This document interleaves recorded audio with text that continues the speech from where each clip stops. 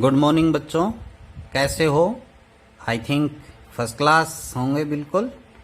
आइए फिर से आपका स्वागत है मेरे यूट्यूब चैनल वीर फिजिक्स क्लासेस के अंदर। आज हम फिर से यूनिट नंबर 3 का बी चैप्टर है, उसमें बात करते हैं। तो बी चैप्टर में हमारा जो नेक्स्ट आर्टिकल है वो है work done in moving body.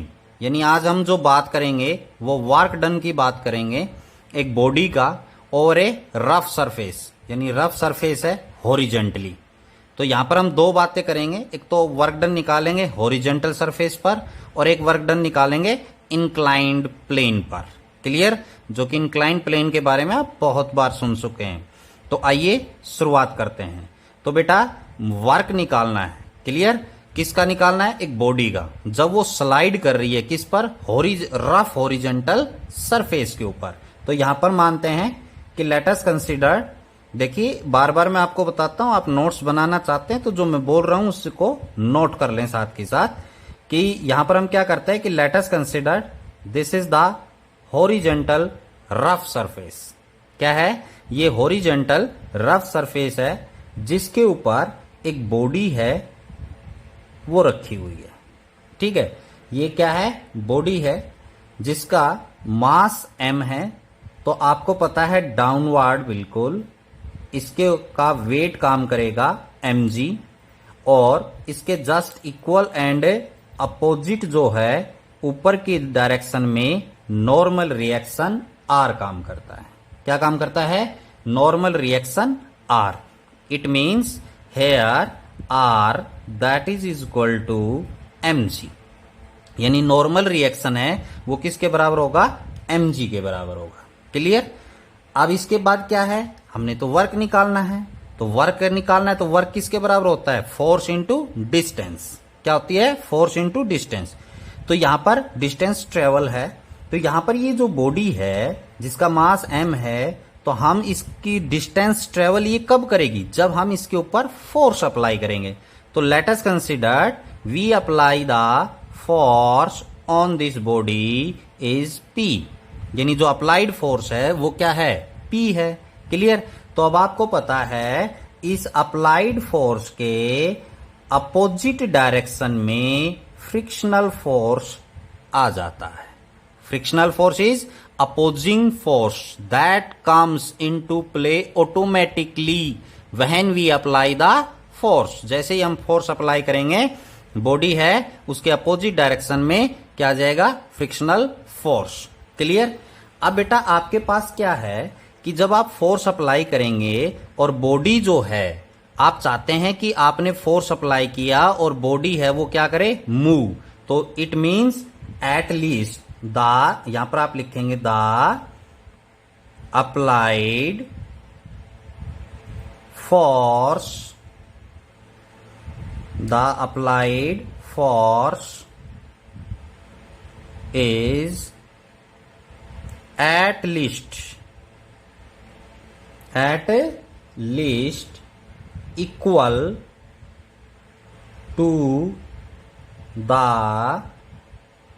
force of friction. It means क्या कहा मैंने?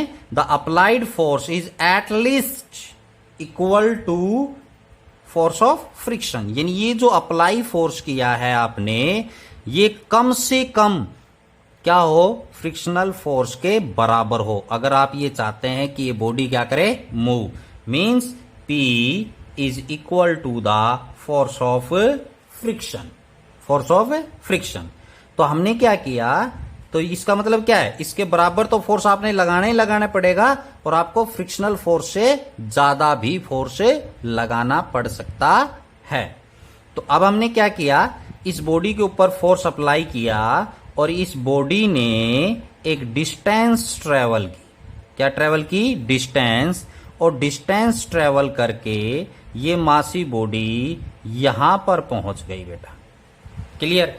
कितनी डिस्टेंस ट्रेवल की? S। क्लियर? और बॉडी कहां पहुंच गई? इस पोजीशन पर पहुंच गई। तो क्या हुआ बेटा? आपने बहुत बार पढ़ रखा है व्हाट इज वर्क, और यहां पर फिजिक्स में भी पढ़ेंगे आप फिर से यूनिट नंबर 4 में, वर्क एनर्जी एंड पावर में, कि what is work. Work physics ये कहती है कि वर्क जब होगा जब हम किसी बॉडी के ऊपर फोर्स अप्लाई करें और वो बॉडी जो है फोर्स की डायरेक्शन में या एक एंगल पे वो क्या करे, कुछ डिस्टेंस ट्रेवल करे, तो वहां पर क्या होगा, वर्क होगा। तो हमने इस बॉडी को क्या किया, फोर्स अप्लाई किया और बॉडी ने एस डिस्टेंस ट्रेवल की। तो यहां पर आप लिखेंगे we apply the force P on the body. तो यहां पर आपके पास क्या होगा, आपने फोर्स अप्लाई किया और बॉडी ने क्या ट्रेवल की, एक डिस्टेंस ट्रेवल की। तो इसका मतलब क्या हुआ, वर्क डन बराबर होता है बेटा force multiply by distance, force multiply by distance. तो work done W that is equal to force, तो फोर्स कितना अप्लाई किया है बेटा, P के बराबर multiply by distance S। Clear. तो work that is equal to P किसके बराबर होना चाहिए, कम से कम F के। F क्या है, फ्रिक्शनल फोर्स, तो F into S। What is F, F is equal to mu R into S, क्योंकि आपने लॉ ऑफ फ्रिक्शन में पढ़ रखा है F that is equal to mu R. Clear. तो work that is equal to यहां पर म्यू आर, आर की जगह क्या पुट कर सकते हैं, mg, आर की जगह क्या पुट कर सकते हैं, mg इंटू एस। तो ये आपके पास क्या आ गया बेटा, वर्क। ये किसके बराबर आ गया, वर्क आ गया आपके पास। वर्क डन, किसका वर्क डन, एक मूविंग बॉडी है जो कि किस पर है, हॉरिजेंटली रफ सरफेस पर है, तो आप उसका इतना वर्क करेंगे उसकी डिस्टेंस को ट्रेवल करवाने के लिए। क्लियर। तो इतना वर्क करना पड़ा एस डिस्टेंस ट्रेवल करवाने के लिए। अब बेटा ये जो वर्क है ना, वर्क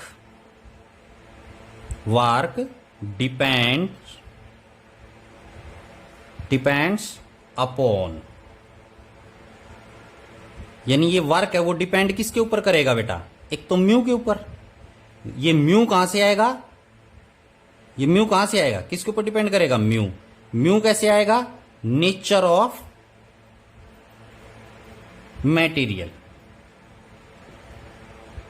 नेचर ऑफ मटेरियल, यानी जो नेचर ऑफ मटेरियल का मतलब जहां पर दो सरफेसेस हैं, जैसे एक तो ये सरफेस है हॉरिजेंटली और एक क्या है, बॉडी का सरफेस, तो इन दोनों सरफेस के नेचर के ऊपर डिपेंड करेगा, क्योंकि जिनका अलग अलग नेचर होता है उनका कोफिशिएंट ऑफ फ्रिक्शन भी अलग अलग होता है। तो यहां पर किसके ऊपर डिपेंड करेगा, म्यू। म्यू क्या है, किस पर डिपेंड करेगा, nature of material of to surfaces जिनके ऊपर ट्रेवल। सेकंड जो पॉइंट है कि ये जो वर्क डन है वो किसके ऊपर डिपेंड करेगा, मास ऑफ बॉडी के ऊपर। किसके ऊपर डिपेंड कर रहा है, मास ऑफ बॉडी। तीसरा जो पॉइंट है वो किसके ऊपर डिपेंड कर रहा है, हालांकि जी के ऊपर। जी क्या है, एक्सीलरेशन ड्यू टू ग्रेविटी। क्या है, एक्सीलरेशन ड्यू टू ग्रेविटी, जो कि अर्थ के सरफेस पर क्या रहती है, फिक्स 9.8 मीटर पर सेकेंड स्क्वायर। अगर ये एक्टिविटी आप अर्थ के सरफेस पे करते हैं केवल, तो जी की वैल्यू सेम रहेगी। और एस क्या है बेटा, डिस्टेंस ट्रेवल। तो यहां पर जो दो मेन चीजें हैं वो कौन सी हैं, एक तो वेट ऑफ द बॉडी। क्या है, वेट ऑफ द बॉडी। तो वेट किस से बनेगा, एम और जी से, जो मैंने अलग अलग लिख दिया। एम और वेट जो होता है वो किसके बराबर होता है बेटा, एम जी के। तो एक तो मेनली अगर हम इनको कंबाइन करें तो क्या होगा, depend upon the weight of the body. और दूसरा जो मेन पॉइंट है वो क्या है, म्यू, कोफिशिएंट ऑफ फ्रिक्शन। और उसका कैसे पता चलता है, नेचर ऑफ द मटेरियल के ऊपर डिपेंड करता है बेटा। ये अलग अलग मटेरियल्स का अलग अलग होता है। तो ये था बेटा आपके पास एक सिंपल आर्टिकल, वर्क डन और in a moving body over a rough horizontal surface. आइए बच्चे, अब हम आते हैं नेक्स्ट आर्टिकल के ऊपर, work done in moving a body up a rough inclined plane. आप कहेंगे सर ये इंक्लाइंड प्लेन तो बार बार आ रहा है, तो इसलिए बेटा मैंने अपनी पहली वीडियो में जब आपको एंगल ऑफ रेपोज समझाया था तो उसी दौरान इसके बारे में डिटेल में आपको समझा दिया था, पीछा नहीं छोड़ेगा ये। अभी तो इस यूनिट के इस चैप्टर के अंदर इंक्लाइंड प्लेन अभी तो और भी आना बाकी है, तो इसलिए ध्यान से समझें। तो बेटा यहां पर हम किसकी बात कर रहे हैं? Work done in moving a body up rough inclined plane. और अभी हमने किसकी बात की थी इससे पहले? जस्ट सरफेस कैसा था? हॉरिजेंटल। अब कैसा आ गया है? Inclined plane. तो आइए शुरू करते हैं। तो यहां पर हम क्या कहते हैं इंक्लाइंड प्लेन के लिए कि let us consider this is horizontal surface and this horizontal surface A and C. तो बेटा सी एंड को क्या किया हमने? एक हाइट तक उठा दिया, क्योंकि इंक्लाइंड प्लेन कब बनेगा? जब हम एक एंड को एक हाइट तक उठाएंगे, और हाइट क्या है? एच। क्लियर? तो यहां पर दूसरा एंड क्या है? एक साइड। तो ये एंगल बनेगा थीटा, जिसे हम एंगल ऑफ रेपोज बोलते हैं। तो बेटा ये क्या बन गया? एक ए बी। तो यहां पर आप क्या लिखेंगे? Let us consider A B is a inclined surface, rough surface which make an angle theta with the horizontal surface. Horizontal surface के साथ कितना एंगल बना रहा है? थीटा। क्लियर? तो ये क्या बन गया? एक इंक्लाइंड प्लेन। क्लियर? अब इस इंक्लाइंड प्लेन के ऊपर ये कोई बॉडी है जिसका मास क्या है? m। तो आपको समझाया था इसके बिल्कुल सेंटर से बिल्कुल परपेंडिकुलरली, ये बिल्कुल हॉरिजेंटली परपेंडिकुलरली, ये क्या काम करेगा बेटा? mg, weight of the body. और इस बॉडी के परपेंडिकुलर, किसके परपेंडिकुलर? बॉडी के जो परपेंडिकुलर है वो होता है r, नॉर्मल रिएक्शन। क्लियर? अब हमने क्या करवाना है? आर्टिकल में क्या करना है? वर्क डन निकालना है। कब निकालना है? जब बॉडी कहां मूव कर रही है? अपवर्ड। ध्यान से समझना है, बॉडी कहां जाएगी? अप, मतलब ऊपर की तरफ जाएगी। तो इसका मतलब आप फोर्स भी कहां अप्लाई करेंगे? अपवर्ड अप्लाई करेंगे, जो कि अप्लाइड फोर्स को आपको पता है मैं किससे डिनोट करता हूं? पी से। क्लियर? पी क्या है? Applied force. ये अपने नोट्स में लिख लें। अब इसके बाद क्या है? फोर्स अप्लाई किया। तो बेटा अब आपने तो फोर्स अप्लाई करेंगे तो बॉडी कहां जाएगी? अपवर्ड। तो उससे पहले क्या करते हैं हम? उस mg को रिजोल्व करते हैं टू परपेंडिकुलर कंपोनेंट में। अब आप कहोगे सर mg को भी बहुत बार रिजोल्व कर चुके हैं, लेकिन फिर भी समझ में नहीं आया। तो बेटा ध्यान से समझें, और समझ में आ गया तो बहुत अच्छी बात है। तो mg है, mg को टू परपेंडिकुलर कंपोनेंट्स में रिजोल्व करेंगे तो दो परपेंडिकुलर कंपोनेंट्स क्या होंगे? एक तो बिल्कुल अपोजिट नॉर्मल रिएक्शन के, और एक यहां पर डाउनवर्ड डायरेक्शन में। क्लियर? तो यहां पर ये एंगल क्या बनेगा? थीटा। बिल्कुल याद हो जाना चाहिए टिप्स पर। तो जिसके साथ थीटा है वो क्या कहलाएगा? mg cos theta. क्या बनेगा? mg cos theta. ये क्या कहलाएगा? mg sin theta. ये क्या कहलाएगा? mg sin theta. क्लियर? अब बेटा बॉडी है वो कहां जा रही है? अपवर्ड। हमने फोर्स कहां अप्लाई किया? ऊपर की तरफ। तो आपको पता है फ्रिक्शनल फोर्स इसके अपोजिट आएगा, कैपिटल F। इस बात को ध्यान से सुने कि अप्लाइड फोर्स कहां है? ऊपर। बॉडी कहां मूव करेगी? अपवर्ड। तो फ्रिक्शनल फोर्स इस सरफेस के साथ काम करेगा डाउनवर्ड। क्लियर हो गया?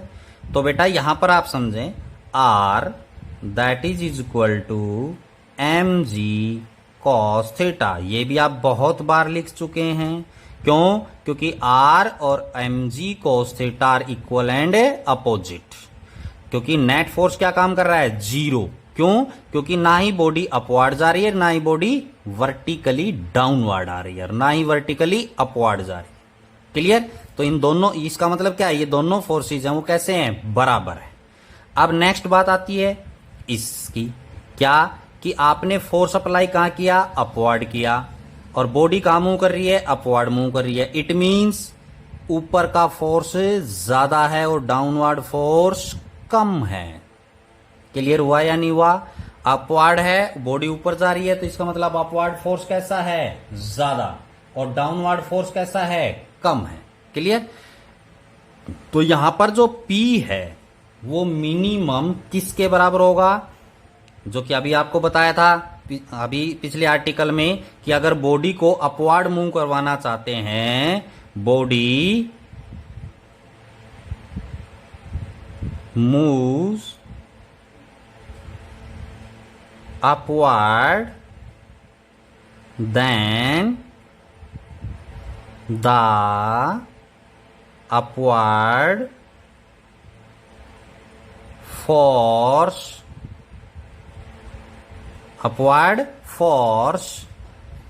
at least